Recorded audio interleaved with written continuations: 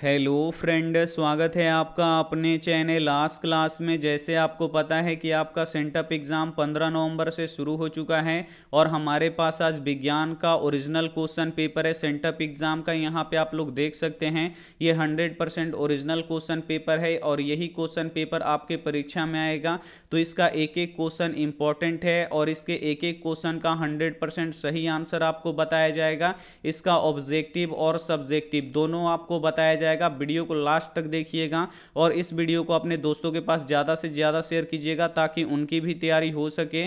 और इस वीडियो को आप लोग ज़्यादा से ज़्यादा लाइक कीजिएगा और चैनल को सब्सक्राइब नहीं किए तो चैनल को सब्सक्राइब करके साथ में बेल आइकन को ऑल पे दबा लीजिएगा ताकि जब भी लाइव क्लास हो तो आपके पास नोटिफिकेशन पहुंचता रहे। और अभी तक आप हमारे व्हाट्सएप ग्रुप में नहीं जुड़े हैं तो ये हमारा व्हाट्सएप नंबर है 8789307304। इस पर आपको बोलना है कि सर मुझे व्हाट्सएप ग्रुप में जोड़ दीजिए तो हम आपको व्हाट्सएप ग्रुप में जोड़ देंगे। और इस क्वेश्चन पेपर का पीडीएफ हम आपको बिल्कुल फ्री में देंगे, फ्री में आप लोग डाउनलोड कर सकते हैं। इसका सब्जेक्टिव का भी पीडीएफ हम आपको बिल्कुल फ्री में देंगे, पूरा एकदम इसका आंसर के साथ, और इसका ऑब्जेक्टिव का भी आपको आंसर के साथ दिया जाएगा। तो ये आप लोग कहां से डाउनलोड कर सकते हैं तो वीडियो के लास्ट में हम आपको बताएंगे, तो वीडियो को आप लोग लास्ट तक देखते रहिए। तो चलिए अब हम यहां पे शुरू करते हैं। अब यहाँ पे कुछ निर्देशांक है जिसे आपको पढ़ना काफ़ी जरूरी है कि प्रश्न संख्या 1 से लेकर 80 तक वस्तुनिष्ठ प्रश्न रहेगा जिसमें से आपको 40 प्रश्न बनाना है। यहाँ पे देखिए 80 ऑब्जेक्टिव प्रश्न देगा जिसमें से आपको 40 बनाना है। कुछ बच्चे क्या करते हैं कि 50 बना देंगे, कुछ बच्चे 80 बना देंगे, तो ऐसे आपको नहीं करना है। जितना बोल रहा है उतना ही आपको बनाना है। 80 में से 40 आपको जो सही सही लगता है वही आपको बनाना है। तो ये बताना बहुत ही जरूरी है क्योंकि बच्चे बहुत ज़्यादा गलती कर रहे हैं। अब यहाँ पे देखिए अब हम पहला नंबर क्वेश्चन लगाते हैं। जो सेंटअप एग्जाम में जो पहला क्वेश्चन आएगा विज्ञान से वो यही आएगा कि मानव का प्रमुख उत्सर्जी अंग कौन सा है। तो मानव का प्रमुख उत्सर्जी अंग कौन सा है बाबू? वृक्क है। इसे आपको याद रखना है जिसे किडनी कहा जाता है। और ये क्वेश्चन हम आपको कई बार पढ़ा चुके हैं। बी वाला आंसर बिल्कुल इसी हो जाएगा।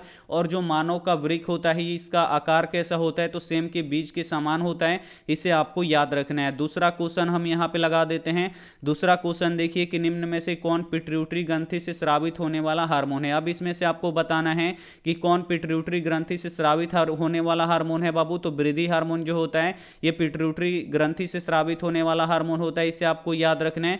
सी वाला आंसर यहां पे बिल्कुल ही सही हो जाएगा। अगला क्वेश्चन देख लीजिए।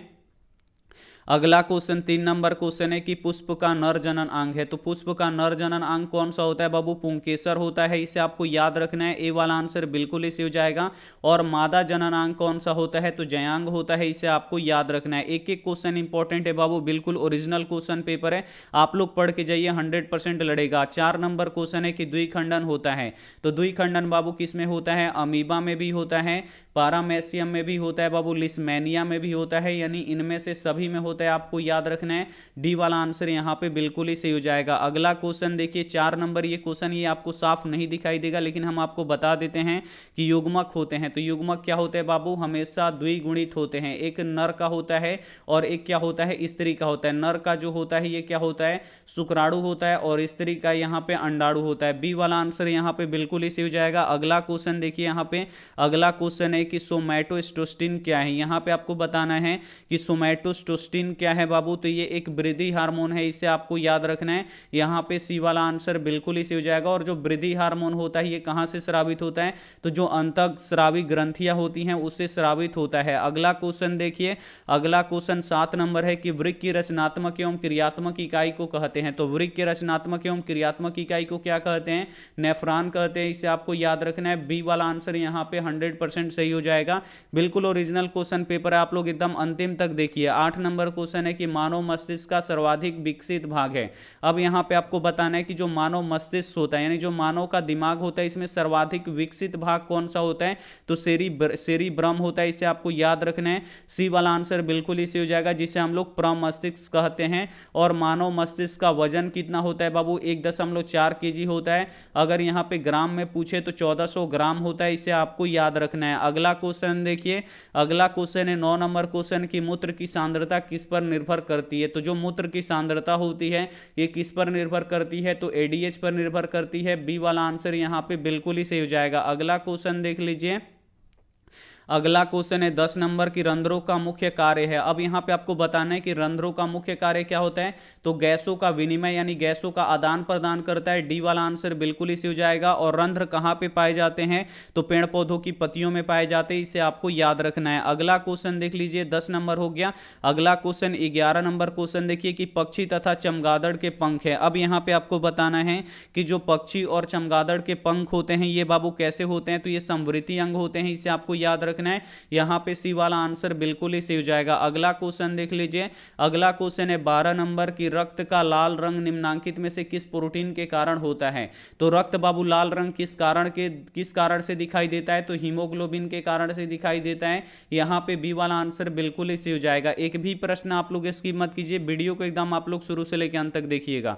13 नंबर क्वेश्चन है कि मानव में ऑटोसोम की कितनी जोड़ियां होती हैं। अब यहां पे आपको बताना है कि जो ऑटोसोम गुणसूत्र होते हैं इनकी जोड़ियां कितनी पाई जाती है, तो 22 जोड़ी पाई जाती है। कई बार हम आपको पढ़ाए हैं। यहां पे बी वाला आंसर बिल्कुल ही सही हो जाएगा। और जो 23वां जोड़ी गुणसूत्र होता है इसे लिंक क्रोमोसोम कहते हैं, ये भी हम आपको बताए हैं। अगला क्वेश्चन देख लीजिए। अगला क्वेश्चन है 14 नंबर की पौधों के वायवीय भागों से जल के वाष्प के रूप में निकलने की क्रिया कहलाती है। यहां पे आपको बताना है कि पौधों के वायवीय भाग से जल के वाष्प के रूप में निकलना क्या कहलाता है बाबू, तो वाष्पोत्सर्जन कहलाता है। ये तो बहुत ही आसान सा क्वेश्चन पूछ दिया गया है। यहां पे सी वाला आंसर बिल्कुल ही सही हो जाएगा। अगला क्वेश्चन देख लीजिए। अगला क्वेश्चन यहां पे 15 नंबर क्वेश्चन है कि आयोडीन के घोल को स्टार्च में मिलाने पर इसका रंग हो जाता है। अब यहां पे आपको बताना है कि जब हम आयोडीन के घोल को स्टार्च में मिलाते हैं तो इसका रंग कैसा हो जाता है, तो नीला हो जाता है। इसे आपको याद रखना है। ए वाला आंसर बिल्कुल ही सही हो जाएगा। अगला क्वेश्चन देखिए 15 नंबर कि दो तंत्रिका कोशिका के मध्य खाली स्थान को कहते हैं। तो दो तंत्रिका कोशिका के मध्य खाली जो स्थान होता है उसे क्या कहते हैं, सिनेप्स कहते हैं। इसे आपको याद रखना है। डी वाला आंसर बिल्कुल ही सही हो जाएगा। और जो तंत्रिका कोशिका होती है शरीर की सबसे लंबी कोशिका होती है। अगला क्वेश्चन देख लीजिए।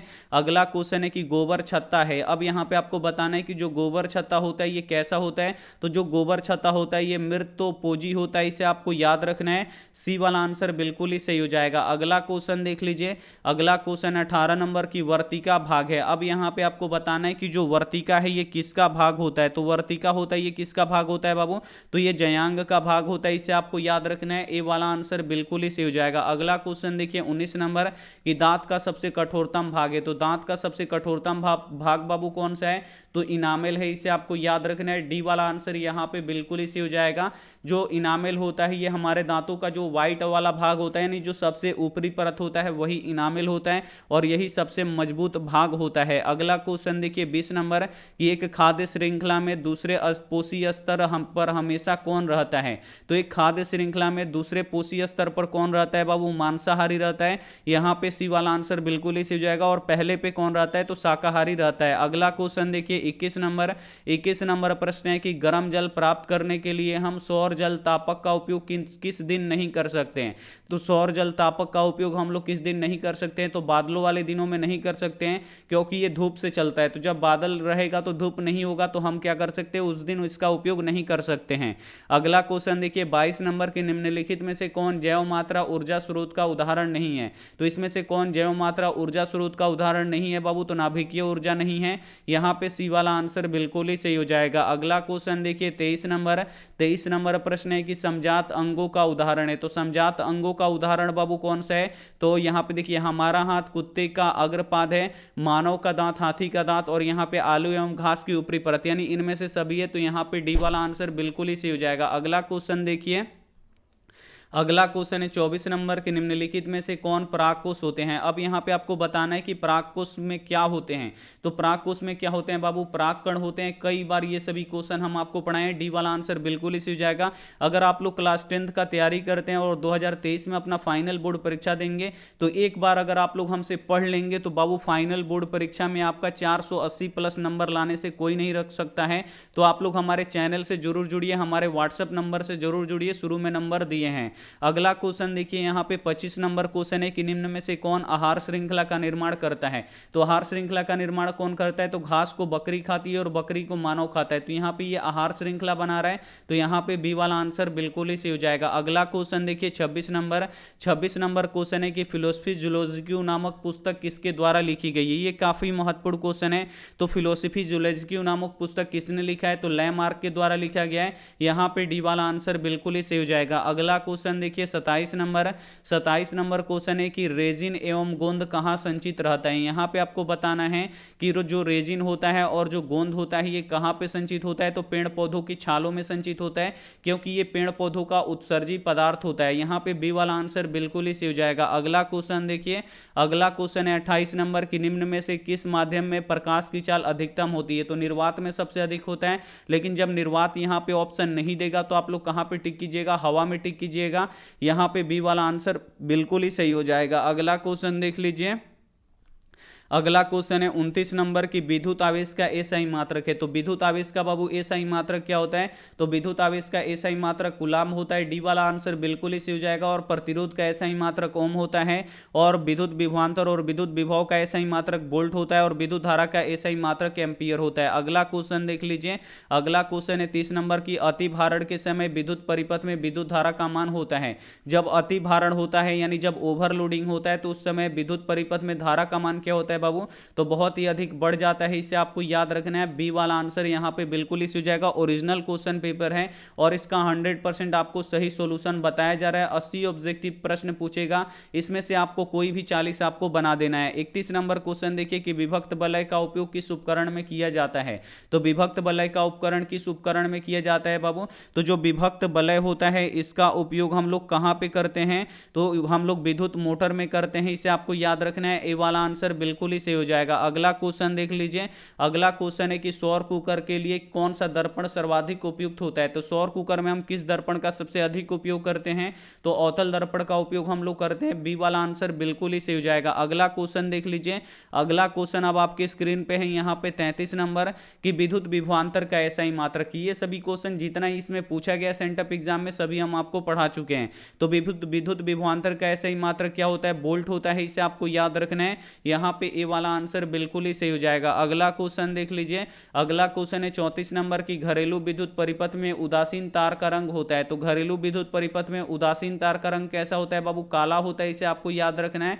बी वाला आंसर यहाँ पे बिल्कुल ही सही हो जाएगा। और गर्म तार का रंग कैसा होता है, लाल होता है। इसे आपको याद रखना है। अगला क्वेश्चन देखिए 35 नंबर प्रश्न है कि बैटरी से किस प्रकार की धारा प्राप्त होती है। तो बैटरी से किस प्रकार की धारा प्राप्त होती है बाबू, तो बैटरी से हमेशा दिष्ट धारा प्राप्त होती है। कई बार हम आपको पढ़ाए हैं। बी वाला आंसर बिल्कुल ही सही हो जाएगा। अगला क्वेश्चन देख लीजिए, अगला क्वेश्चन है 36 नंबर की सघन माध्यम से विरल माध्यम में प्रवेश करने पर आपतन कोण तथा परावर्तन कोण में क्या संबंध रहता है। तो बाबू जो परावर्तन कोण होता है ये क्या होता है, बड़ा हो जाता है। जो यहाँ पे अपवर्तन जो कोण होता है ये बड़ा हो जाता है। यहाँ पे बी वाला आंसर क्या हो जाएगा, बिल्कुल ही सही हो जाएगा। 100% सही आंसर आपको बताया जा रहा है।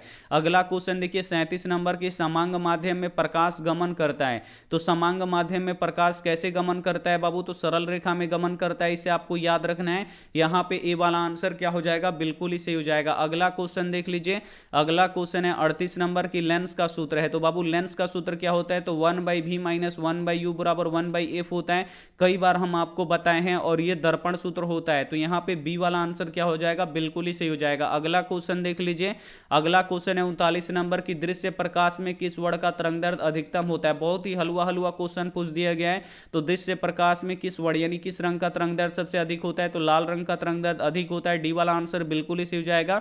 और किसका कम होता है, तो बैगनी रंग का कम होता है। इसे आपको याद रखना है। अगला क्वेश्चन देखिए 40 नंबर क्वेश्चन है कि किस लेंस की फोकस दूरी 1 मीटर होती, किसी लेंस की फोकस दूरी 1 मीटर है तो उसकी क्षमता होगी। तो उसकी क्षमता बाबू कितनी होगी, किसी लेंस की अगर फोकस दूरी 1 मीटर होती है तो उसकी क्षमता क्या होगा, 1 डायोप्टर होगा। इसे आपको याद रखना है। सी वाला आंसर बिल्कुल ही सही हो जाएगा। और लेंस की क्षमता का ऐसा ही मात्रक डायोप्टर होता है और डायोप्टर को डी से सूचित किया जाता है। अगला क्वेश्चन क्वेश्चन देख लीजिए।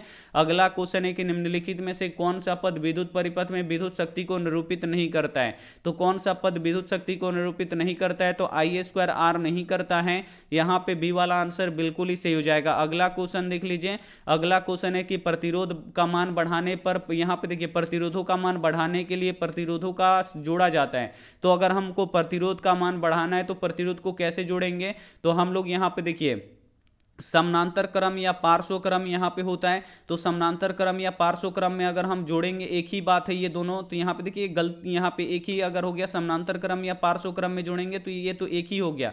किस में जोड़ा जाता है, तो श्रेणी क्रम में जोड़ा जाता है। अगर आपको प्रतिरोध का मान बढ़ाना है तो यहाँ पे डी क्या हो जाएगा, श्रेणी क्रम तो दिया नहीं है, तो यहाँ पे डी वाला आंसर बिल्कुल ही सही हो जाएगा। अगला क्वेश्चन देखिए। अगला क्वेश्चन है 43 नंबर की, मूत्र का पीला रंग किस वर्णक के कारण से होता है। तो मूत्र जो होता है ये पीला किसके कारण से दिखाई देता है, तो ये यूरोक्रम के कारण से दिखाई देता है। बी वाला आंसर बिल्कुल ही सही हो जाएगा। अगला क्वेश्चन देखिए। अगला क्वेश्चन है 44 नंबर के, निम्नलिखित में से कौन नवीकरणीय ऊर्जा का स्रोत नहीं है। अब इसमें से आपको बताना है कि कौन नवीकरणीय ऊर्जा का स्रोत नहीं है। जो नवीकरणीय होता है वो कभी खत्म होने वाला नहीं होता है, और जो अनवीकरणीय होता है वो खत्म हो जाता है। तो इसमें नवीकरणीय पवन हो जाएगा, यानी हवा, जल और सूर्य, ये तीनों नवीकरणीय है, ये कभी भी खत्म नहीं होगा। लेकिन पेट्रोलियम यहाँ पे खत्म हो जाएगा और इसे हम पुनः नहीं बना सकते। डी वाला आंसर बिल्कुल ही सही हो जाएगा। अगला क्वेश्चन देखिए। अगला क्वेश्चन है 45 नंबर की, लैंगिक जनन संचरित रोग है। अब यहाँ पे आपको बताना है कि लैंगिक जनन संचरित रोग इसमें से कौन सा है बाबू। तो लैंगिक जनन के कारण एड्स होता है, इसे आपको याद रखना है। सी वाला आंसर यहाँ पे बिल्कुल ही सही हो जाएगा। अब यहाँ पे देखिए 46 नंबर क्वेश्चन आपको देखने में थोड़ा सा दिक्कत होगा क्योंकि ये साफ नहीं था। निम्नलिखित में से कौन विद्युत का सुचालक है। तो इसमें से विद्युत का सुचालक कौन सा है बाबू, 46 का आप लोग आंसर रखिएगा याद, डी। यहाँ पे ग्रेफाइड, ये क्वेश्चन हम आपको पढ़ा चुके हैं कि यहाँ पे कौन विद्युत का सुचालक है। तो जो ग्रेफाइड होता है ये विद्युत का सुचालक होता है। अगला क्वेश्चन देखिए, इसमें भी थोड़ा सा दिक्कत होगा कि निम्नलिखित में से कौन पारिस्थितिक तंत्र का एक जैव घटक है। तो पारिस्थितिक तंत्र का इसमें से कौन जैव घटक है बाबू, तो कवक है, इसे आपको याद रखना है। बी वाला आंसर बिल्कुल ही सही हो जाएगा। अगला क्वेश्चन देख लीजिए। अगला क्वेश्चन यहाँ पे 48 नंबर क्वेश्चन है कि विद्युत उपकरण का धातु आवरण जोड़ा जाता है। जो विद्युत उपकरण होता है इसका जो धातु वाला आवरण होता है इसको हम किससे जोड़ते हैं बाबू, तो भूतार से जोड़ते हैं, यानी अर्थ वायर से जोड़ते हैं, इसे आपको याद रखना है। बी वाला आंसर बिल्कुल ही सही हो जाएगा। अगला क्वेश्चन देख लीजिए। एक एक क्वेश्चन इंपॉर्टेंट है बाबू क्योंकि यही सब क्वेश्चन आएगा, तो एकदम आप लोग बढ़िया से पढ़ लीजिए ताकि आपका क्वेश्चन छूटे नहीं। 49 नंबर क्वेश्चन है कि निम्नलिखित में से किसमें विद्युत मोटर का उपयोग होता है। तो इसमें किसमें विद्युत मोटर का उपयोग होता है, तो जो विद्युत पंखा होता है इसमें भी विद्युत मोटर होता है, और जो टेप रिकॉर्डर होता है तो टेप चलाने के लिए भी विद्युत मोटर का उपयोग किया जाता है, तो इसमें भी लिया जाता है। और जो लेथ मशीन चलता है ये भी विद्युत मोटर से ही चलता है, यानी इनमें से सभी में चलता है। तो यहाँ पे डी वाला आंसर बिल्कुल ही सही हो जाएगा। अगला क्वेश्चन देख लीजिए। अगला क्वेश्चन है 50 नंबर की, दो हल्के नाभिकों को जोड़कर एक भारी नाभिक की बनाने की क्रिया को कहते हैं। तो दो हल्के हल्के नाभिक जोड़ के एक भारी अगर नाभिक बनाते हैं तो इसे क्या कहते हैं, नाभिकीय संलयन कहते हैं। और जितने सूर्य और तारे होते हैं इसमें नाभिकीय संलयन के द्वारा ऊर्जा उत्पन्न होता है, तो इसे भी आपको याद रखना है। ए वाला आंसर बिल्कुल ही सही हो जाएगा। अगला क्वेश्चन देख लीजिए। अगला क्वेश्चन है 51 नंबर की, कार्बन आधुनिक आवर्त सारणी के किस वर्ग का सदस्य है। तो जो कार्बन है यह आधुनिक आवर्त सारणी के किस वर्ग का सदस्य है बाबू, तो वर्ग 14 का सदस्य है। यहां पे सी वाला आंसर बिल्कुल ही सही हो जाएगा। अगला क्वेश्चन देखिए 52 नंबर क्वेश्चन है कि बॉक्साइड निम्नांकित में से किस धातु का अयस्क है। जो बॉक्साइड है ये निम्नांकित में से किस धातु का अयस्क है, इसे आपको बताना है। तो बॉक्साइड बाबू एल्यूमिनियम का है अयस्क, इसे आपको कई बार बताया है। यहां पे ए वाला आंसर बिल्कुल ही सही हो जाएगा। अगला क्वेश्चन देखिए 53 नंबर प्रश्न है कि कमरे के ताप पर द्रव अवस्था में रहने वाला धातु है। तो कमरे के ताप में कौन लिक्विड यानी द्रव अवस्था में रहता है बाबू, तो पारा रहता है, इसे आपको याद रखना है। सी वाला आंसर बिल्कुल ही सही हो जाएगा। और एक अधातु पूछा जाता है, तो अधातु कौन सा होता है बाबू, जो द्रव अवस्था में रहता है तो ब्रोमीन रहता है, इसे आपको याद रखना है। अगला क्वेश्चन देखिए। अगला क्वेश्चन है 54 नंबर की, सोडियम की संयोजकता क्या है। तो सोडियम का संकेत होता है Na और इसका परमाणु संख्या 11। तो पहली संख्या में 2 इलेक्ट्रॉन, दूसरा में 1 और लास्ट में कितना होता है 1, और लास्ट वाला इलेक्ट्रॉन ही संयोजी इलेक्ट्रॉन कहलाता है। तो यहां पे देखिए 1 इसका संयोजी इलेक्ट्रॉन हो जाएगा। यहां पे ए वाला आंसर बिल्कुल ही सही हो जाएगा। अगला क्वेश्चन देख लीजिए। अगला क्वेश्चन काफी महत्वपूर्ण है, 55 नंबर की जिप्सम का सूत्र है। यहाँ पे आपको जिप्सम का रासायनिक सूत्र बताना है। तो जिप्सम का रासायनिक सूत्र होता है CaSO4 × 2H2O होता है, इसे आपको याद रखना है। डी वाला आंसर यहाँ पे बिल्कुल ही सही हो जाएगा। अगला क्वेश्चन देख लीजिए, अगला क्वेश्चन है 56 नंबर की, अधिकतर धातुओं के ऑक्साइड होते हैं। यहाँ पे आपको बताना है कि अधिकतर धातुओं के ऑक्साइड होते हैं बाबू क्षारीय होते हैं, ए वाला आंसर बिल्कुल ही सही हो जाएगा। और जो अधातु होते हैं उसके ऑक्साइड कैसे होते हैं, अम्लीय होते हैं, इसे आपको याद रखना है। अगला क्वेश्चन देखिए 57 नंबर कि नाइट्रोजन के अणु में दो परमाणुओं के बीच कितने आबंध होते हैं। कई बार हम आपको बताएं कि नाइट्रोजन के बीच कितने आबंध होते हैं बाबू, तो 3 आबंध होते हैं, सी वाला आंसर बिल्कुल ही सही हो जाएगा। और ऑक्सीजन के बीच कितने होते हैं, तो 2 होते हैं। और हाइड्रोजन के बीच कितने होते हैं, तो 1 होते हैं। तो ये भी सब आप लोग याद कर लीजिएगा, फाइनल में आपका काम आएगा।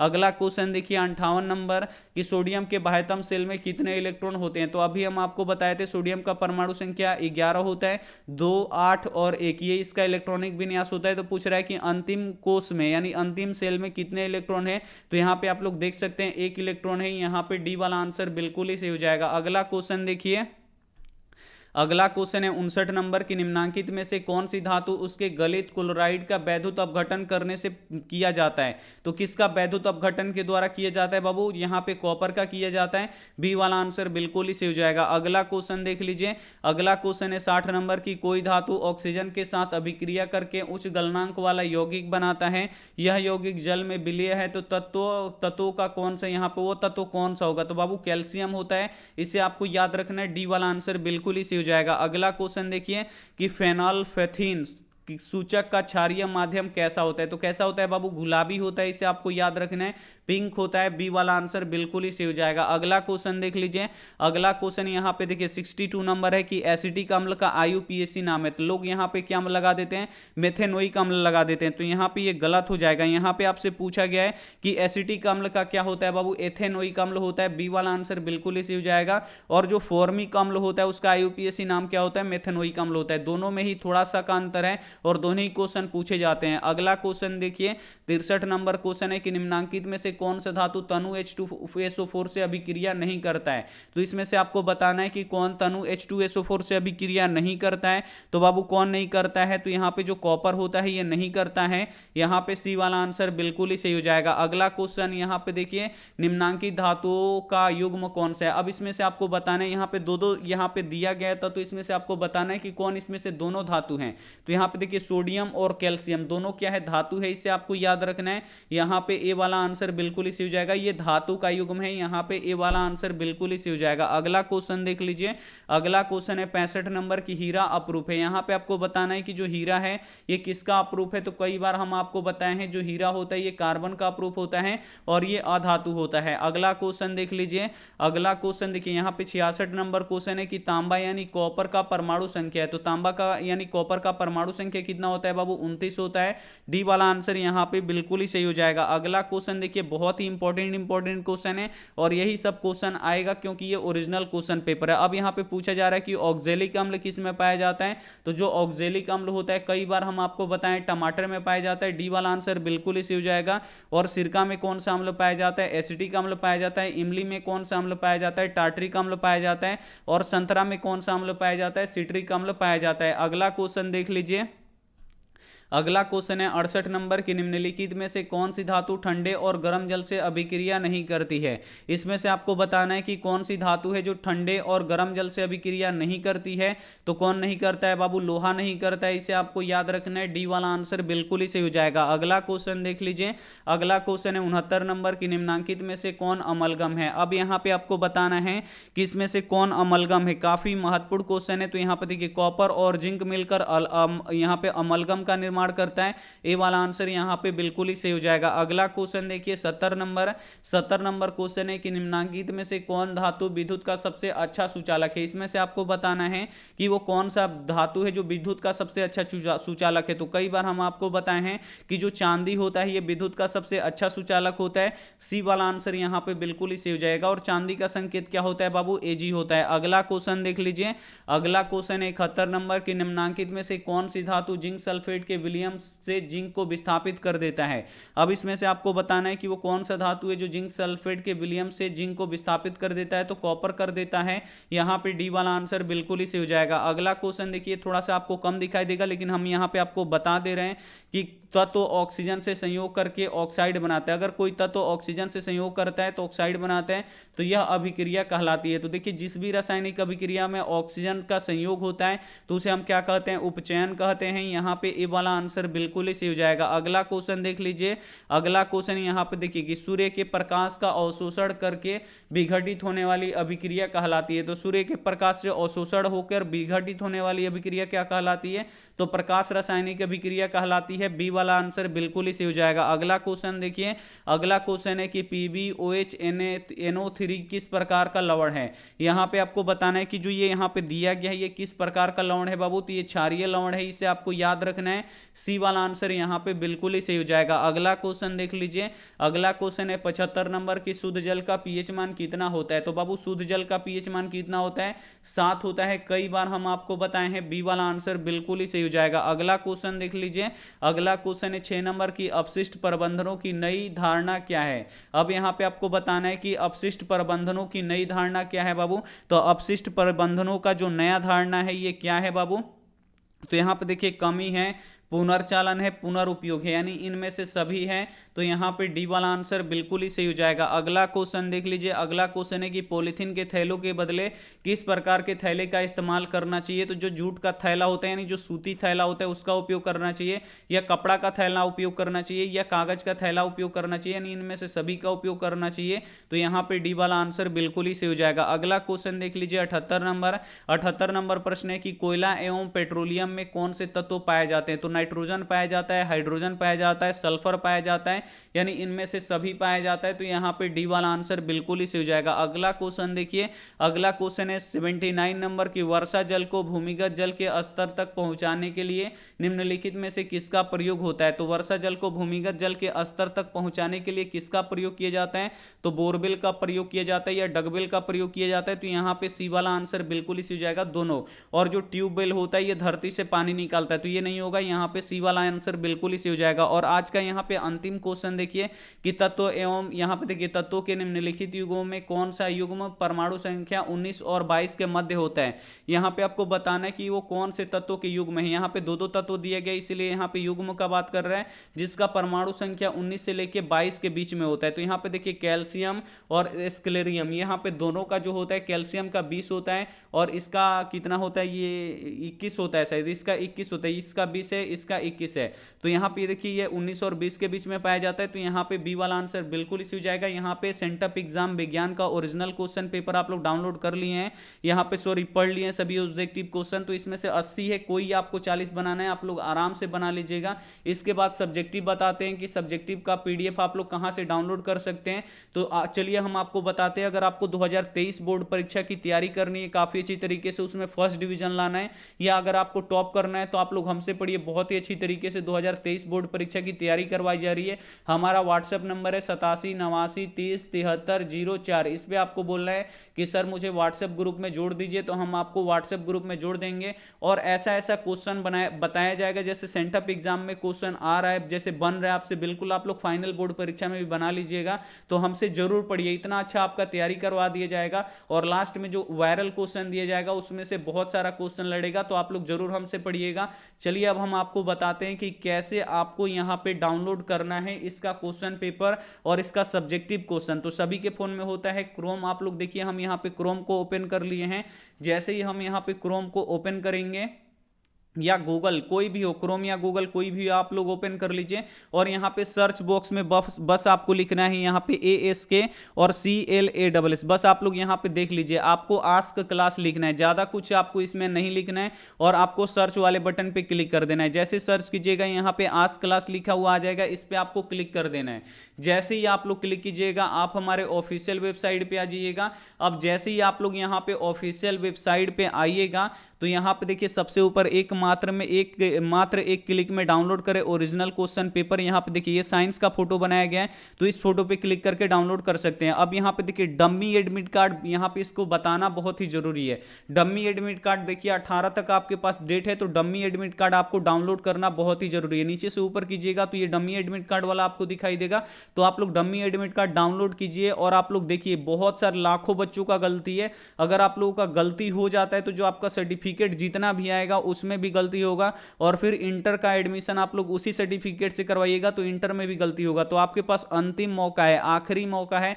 डम्मी एडमिट कार्ड देखिए, सुधार का मौका 18 तक है, अपना देख लीजिए, मिला लीजिए, सही है तो सही है, अगर सही नहीं है तो कौन ठीक कर सकता है? तो आपका हेडमास्टर ठीक कर सकता है। उससे जाइए बोलिए कि हमारा डम्मी एडमिट कार्ड नहीं या गलत है, जो ठीक कीजिए। और उसके बाद देखिए अगर किसी बच्चे का डम्मी एडमिट कार्ड नहीं निकल रहा है तो वैसे बच्चों को क्या करना है कि डायरेक्ट अपने हमारे पास कॉल नहीं करना है, डायरेक्ट हेडमास्टर साहब के पास जाना है, बोलना है कि सर हमारा डम्मी एडमिट कार्ड नहीं निकल रहा है ऑनलाइन, हमारा डम्मी एडमिट कार्ड दीजिए, तो दे देंगे आपको जल्दी जल्दी। आप लोग जाके, ये बहुत ही इंपॉर्टेंट था इसलिए हम आपको बता रहे हैं। अब देखिए यहाँ पे आपको डाउनलोड करना है, तो यहाँ पे इस पे आपको क्लिक करना है। जैसे ही आप लोग फोटो पे क्लिक कीजिएगा अब यहाँ पे खोलने का ऑप्शन आएगा, तो बच्चे यही नहीं खोलते हैं तो जल्दी से डाउनलोड नहीं होता है। आपको खोल के फिर बैक आ जाना है। अब यहाँ पे आपको नीचे आना है, नीचे जैसे आइएगा यहाँ पे देखिए, नीचे यहाँ पे आइएगा तो यहाँ पे देखिए नीचे जैसे ही आइएगा ये पोस्ट को अगर आपको पढ़ना है पढ़ लीजिएगा। ऑब्जेक्टिव यहाँ पे देखिए 1 से लेके 80 तक यहाँ पे दिया गया, आप लोग बना सकते हैं या ओएमआर शीट पे देख के इसी में से भर सकते हैं, कोई दिक्कत नहीं होगा। उसके बाद देखिए यहाँ पे देखिए विज्ञान सेंटअप परीक्षा का पेपर यहाँ पे लिंक दिया गया है, डाउनलोड करना है तो इस लिंक पे आप लोग क्लिक कीजिएगा तो यहाँ पे क्वेश्चन पेपर 100% यहाँ पे डाउनलोड हो जाएगा। देखिए यहाँ पे ये ओपन हो रहा है, यहाँ पे ये खुल गया, इसे आप लोग डाउनलोड करके भी पढ़ सकते हैं, यहाँ से डाउनलोड कर लेंगे, किसी में फटाफट डाउनलोड हो जाता है। अगर आपको सब्जेक्टिव पढ़ना है तो यहाँ पे देखिए सब्जेक्टिव का लिंक दिया है, यहाँ पे अभी तो ये काम नहीं करेगा, लेकिन अभी हम यहाँ पे अभी सब्जेक्टिव क्वेश्चन लिख रहे हैं, यहाँ पे लिख के क्या करेंगे डाल देंगे, और उसका वीडियो भी यूट्यूब पे हम आपको डाल देंगे 8 बजे के करीब में। तो यहाँ से आप लोग सब्जेक्टिव का भी यहाँ पे आधे घंटे बाद डाउनलोड कर सकते हैं, तो उसको भी आप लोग पढ़ लीजिएगा क्योंकि सब्जेक्टिव और ऑब्जेक्टिव दोनों का आपको परीक्षा देना है। तो थैंक यू फॉर वॉचिंग, मिलते हैं अगली क्लास में, तब तक अपना ध्यान रखिए, मन लगा के पढ़ाई कीजिए, टेक केयर एंड बाय।